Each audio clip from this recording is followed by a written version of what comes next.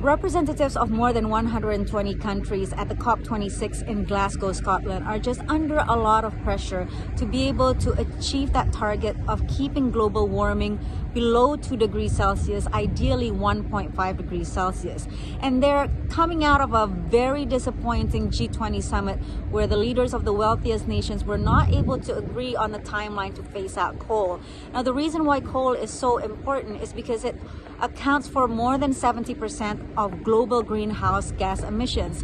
And so it's absolutely critical to be able to wean off the global dependency on coal to be able to achieve this target.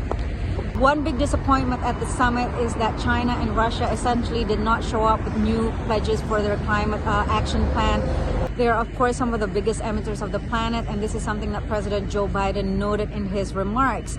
In his remarks, President Joe Biden also acknowledged the fact that the U.S. has been largely absent from climate action discussions for the past 5 years under President Donald Trump, but promised that America is back on the global stage and hoping to be able to lead by example.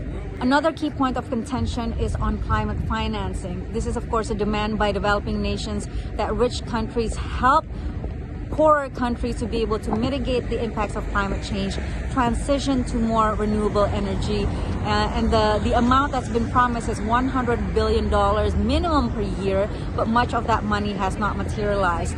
The U.S. said that they're putting up a new initiative to reach $3 billion per year by 2024 and is asking other wealthy nations to step up and fulfill their commitments as well.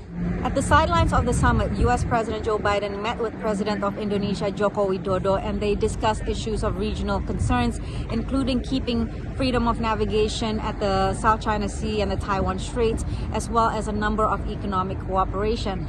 As you know, Indonesia will take over the presidency from Italy for the G20 next year, and President Joe Biden is aligning his goals with President Jokowi in terms of both climate financing, as well as making global recovery for the pandemic more inclusive for wealthy and developing nations alike. Reporting on the COP26 summit in Scotland, I'm Patsy, Widakuswara, VOA News.